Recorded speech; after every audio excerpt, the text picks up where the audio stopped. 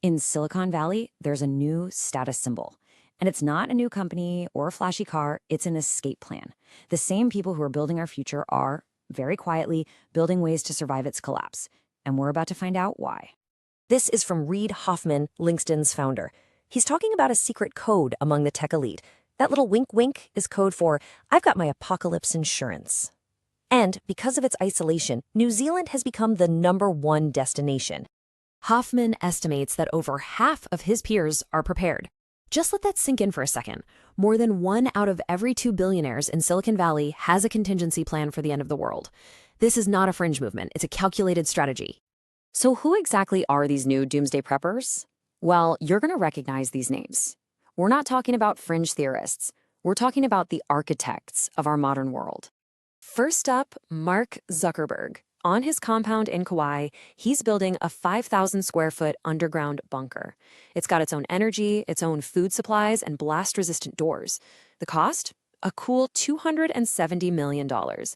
And the location in Hawaii is no accident. It's a strategic choice for riding out a global crisis. Then you've got Sam Altman, the CEO of OpenAI. He says he has a reinforced basement, but it's packed with guns, gold, potassium iodide, antibiotics, water, and even gas masks from the Israeli Defense Force. You know, I'm sorry, that's not a basement. That is a bunker. And how about Peter Thiel? The PayPal co-founder has a plan for New Zealand that's straight out of a spy movie. A massive retreat literally embedded into a remote mountain, designed to be completely invisible from the air. A true fortress. And of course, Jeff Bezos is in on it. Rumor has it the Amazon founders' estates are fortified with heavy, blast-resistant concrete, totally off-grid energy, and advanced security systems, all designed for complete self-sufficiency. Okay, so we know who is building them, but what are they actually building? Let's take a quick look inside these so-called survival compounds. Now, don't picture some gray concrete box. These things have everything. Bowling alleys, swimming pools, gun ranges, greenhouses. These aren't just shelters. They're luxury resorts designed to ride out the apocalypse in total comfort. And here's where it gets really interesting. Look at where some of these luxury condos are being built. They're literally being installed inside the skeletons of the Cold War. Old missile silos and nuclear bunkers are being turned into high-end private residences. The security is absolutely military grade. You can get inside and seal a blast door in under 60 seconds. The whole point is total, immediate isolation from whatever is happening on the surface.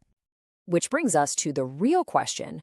Why are they spending hundreds of millions of dollars on this stuff? What are they so afraid of? Well, here's what they're not telling you. The public story is that they're getting ready for things like civil unrest or pandemics. But the truth is so much deeper.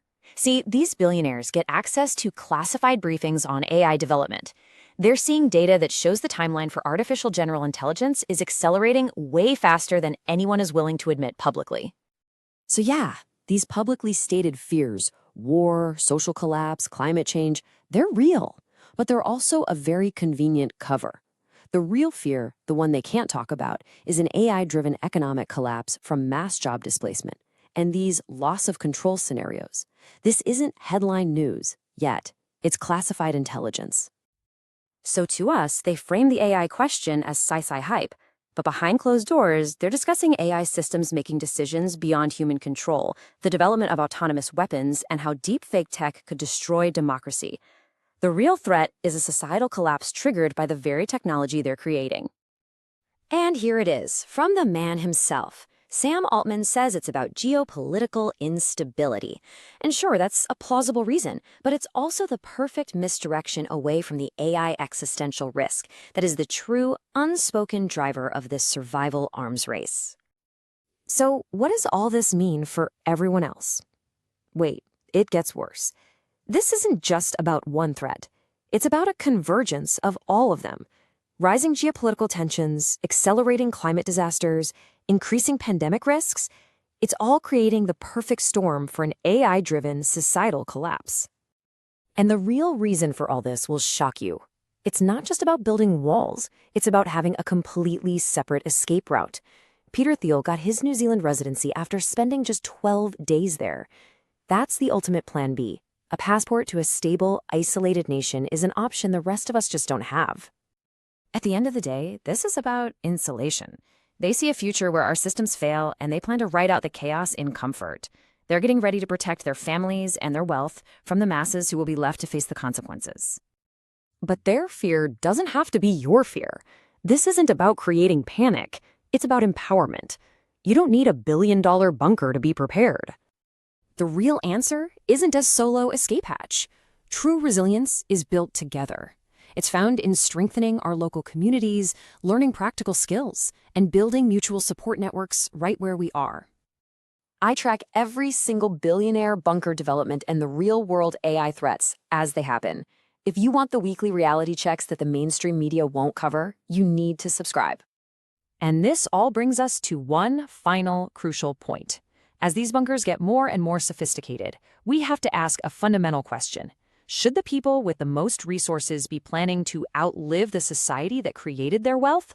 Or should they be reinvesting in making our shared society more resilient for all of us?